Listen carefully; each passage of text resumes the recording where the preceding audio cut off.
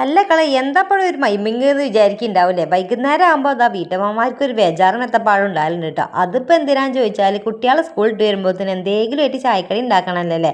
അപ്പോൾ അതാക്കണം ഞാൻ കണ്ടെത്തിയ ഒരു പണ്ടത്തെ സൂത്രം കേട്ടോ. നമ്മളൊക്കെ തിന്ന് ശീലിച്ചത് തയ്ക്കാരം.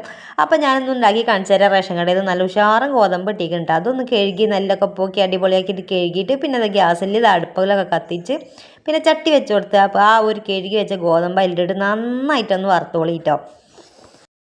നല്ലപോലെ അങ്ങോട്ട് വറുത്ത് ഇതാക്കണ പാത്രത്തേക്ക് ഒന്ന് മാറ്റി വെക്കണം. അതൊന്ന് ചൂടാറാൻ കുറച്ച് നേരം ഒന്ന് കത്തിക്കുമ്പോൾ നമുക്ക് തേങ്ങ ഒന്ന് ചിരകിയെടുക്കാം കേട്ടോ. അപ്പോൾ ചൂടാറിക്കഴിഞ്ഞാൽ ഗോതമ്പ് മിക്സിൻ്റെ ജാറിലിട്ട് നല്ല കറ എന്ന് പറഞ്ഞിട്ട് പൊളിച്ചെടുക്കട്ടോ. നല്ലപോലെ ഫൈനായിട്ട് പൊടിയണ്ട, ഒന്ന് തരി നിന്നോട്ടോ കേട്ടോ. എന്നിട്ട് നമുക്ക് ആ ഒരു തേങ്ങയെ കണ്ടിട്ട് കൊടുക്കുക. പിന്നെ ആവശ്യത്തിന് പഞ്ചസാര ചേർത്ത് കൊടുക്കുക. പഞ്ചസാര ചേർത്താൽ ഇഷ്ടമല്ലെങ്കിൽ ശർക്കര പൊടിച്ചാണ് ചേർത്ത് കൊടുത്തോളൂ കേട്ടോ. പിന്നെ ഇത്തിരി ചായ വെള്ളമോ അതിലേക്ക് വേറെ എന്തെങ്കിലും വെള്ളമൊക്കെ ചേർത്തിട്ട് നന്നായിട്ടൊന്ന് കുഴച്ചെടുത്താൽ വൈകുന്നേരത്തെ ചായക്കടി ഉഷാറായി. കട്ടനും കൂട്ടി അടിച്ചോളിട്ടോ.